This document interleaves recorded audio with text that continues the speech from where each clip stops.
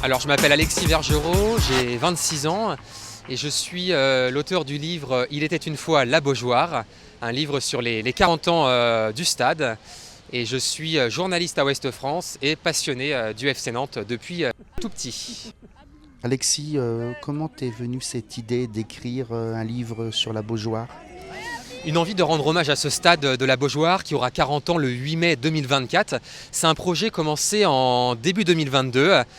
Parce qu'il fallait bien 2 ans pour raconter ce stade, raconter tout un tas d'histoires, de souvenirs, d'anecdotes. Donc je suis allé à la rencontre de 140 acteurs, joueurs, entraîneurs, supporters, journalistes, architectes, riverains, vendeurs ambulants, qui me racontent leur stade, leur Beaujoire. Il t'a fallu combien de temps pour écrire ce livre entre le moment où tu l'as rêvé et où tu l'as fini? C'est 2 ans de travail, beaucoup de soirées, de week-ends, de nuits blanches, beaucoup d'interviews un peu partout en France, 140 acteurs interrogés, des joueurs, des entraîneurs, plein de personnes qui ont marqué l'histoire de ce club pour raconter du mieux possible cette magnifique Beaujoire.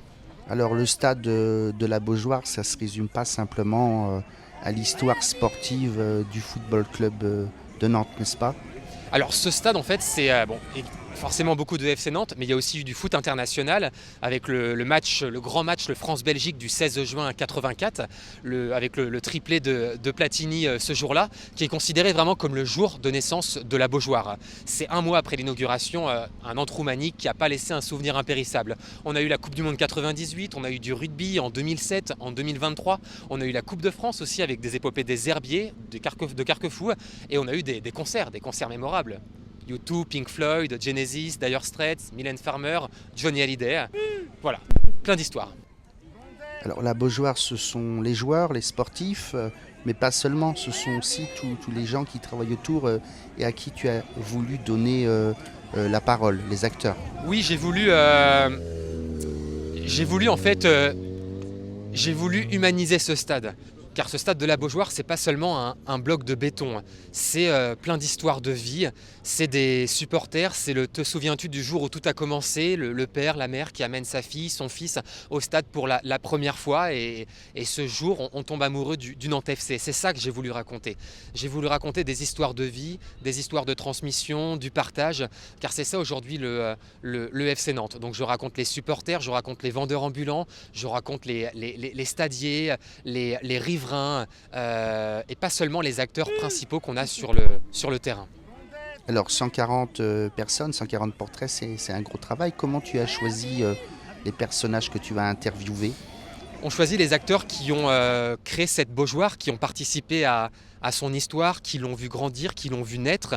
Donc on a par exemple des acteurs qui ont connu aussi l'avant pour comprendre la transition entre la Beaujoire et Marcel Sopin, des Jean-Paul Bertrand de Man, Loïc Amis, Bruno Baronchelli, Vaid Halilhodžić.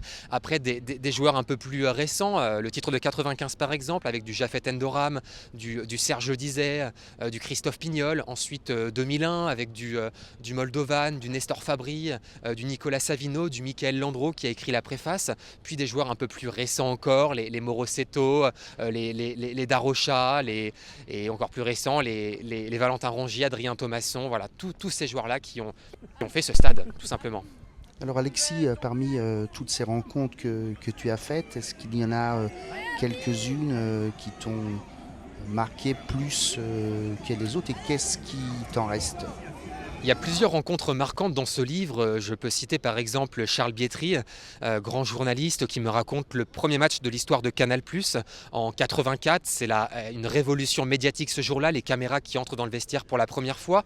Je peux parler du France-Belgique du 16 juin 84 avec Luis Fernandez et Alain Giresse qui me racontent ce match, qui me raconte leurs premières impressions en me disant que c'était un stade grandiose. Je peux parler également de Reynald Denouex qui me raconte le titre de 2001 avec cette anecdote. Quand je lui demande quel a été son meilleur souvenir à la Beaujoire, il me dit en fait que son meilleur souvenir c'est 6 mois après le titre, seul chez lui. Alors je lui demande pourquoi, j'ai besoin d'explications.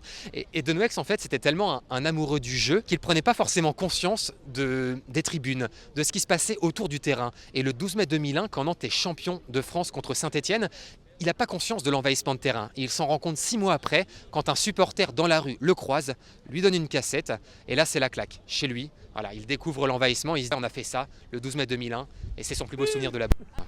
Et toi, Alexis, c'est quoi ton plus beau souvenir à la Beaujoire? Alors moi j'ai pas connu les plus belles années du FC Nantes et de la Beaujoire. Parmi mes meilleurs souvenirs forcément, il y en a un très récent, c'est le Nantes Olympiakos en 2022, le retour du FC Nantes en Coupe d'Europe 18 ans après.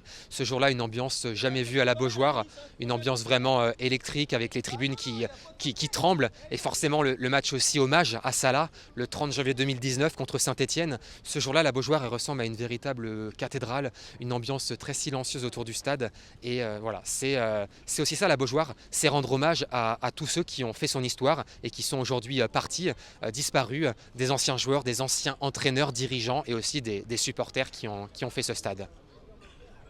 Le livre, on peut le trouver dans toutes les librairies à Nantes, dans les grandes surfaces et également un peu partout en France et sur les plateformes Amazon, Fnac, Cultura, Leclerc.